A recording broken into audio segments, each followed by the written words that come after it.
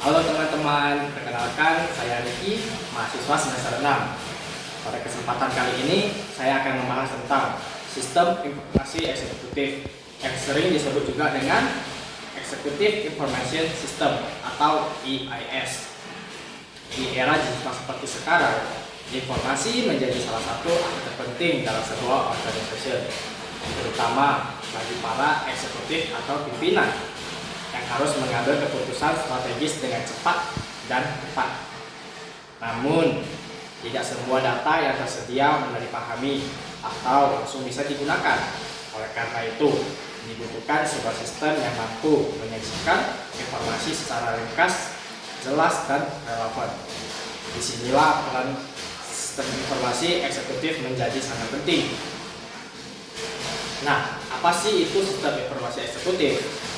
Sistem informasi eksekutif adalah sistem informasi berbasis komputer yang dirancang khusus untuk membantu para eksekutif atau manajemen tingkat atas dalam mengambil keputusan strategis. EIS menyajikan informasi dalam bentuk yang mudah dipahami seperti grafik, dashboard, atau laporan ringkas, sehingga memudahkan eksekutif dalam memonitor kondisi organisasi. Tujuan EIS.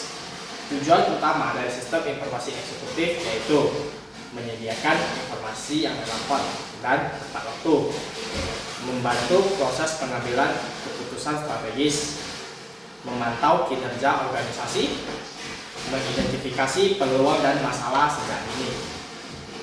Dengan adanya EIS, pimpinan dapat mengambil keputusan dengan lebih cepat dan akurat. Karakteristik EIS.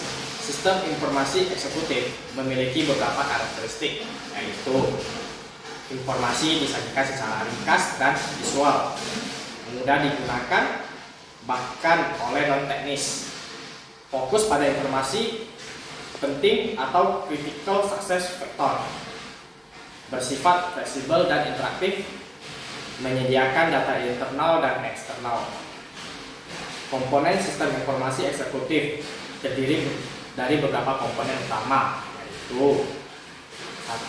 Sumber data atau data source.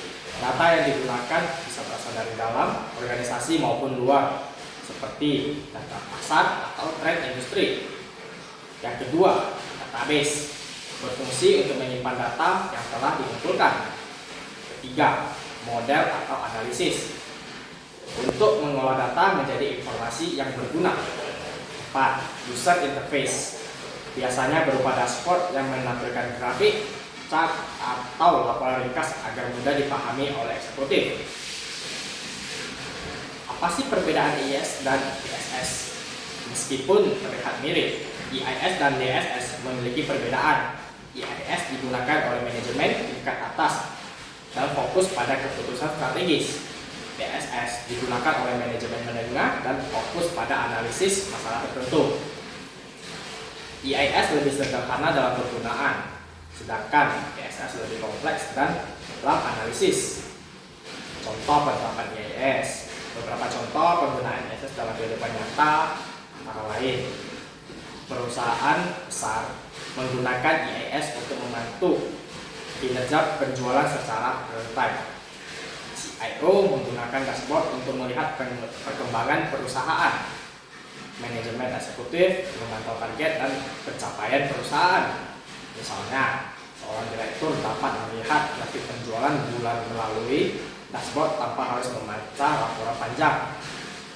Kelebihan EIS yaitu menyajikan informasi secara cepat dan real time, tampilan sederhana dan mudah dipahami, mendukung pengambilan keputusan strategis, menghemat waktu eksekutif.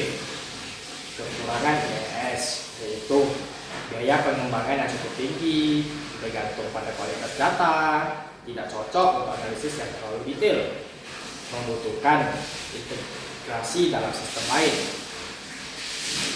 Apa sih peran EIS bagi mahasiswa IT? Sebagai mahasiswa semester 6, penting bagi kita untuk memahami konsep EIS karena sistem ini banyak digunakan di dunia industri. Kita juga bisa mengembangkan EIS sederhana seperti dashboard monitoring penjualan, sistem laporan keuangan, dan monitoring performa aplikasi. Hal ini akan menjadi nilai tambah saat memasuki dunia kerja nanti. Sebagai kesimpulan, sistem informasi eksekutif merupakan sistem yang sangat penting bagi manajemen tingkat atas dalam mengambil keputusan strategis. Dalam penyampaian informasi yang ringkas, visual, dan mudah dipahami, IAS membantu eksekutif dalam memonitorisi organisasi secara cepat dan akurat.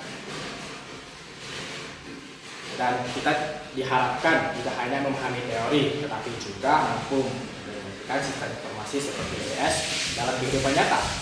Sekian penjelasan dari saya. Terima kasih.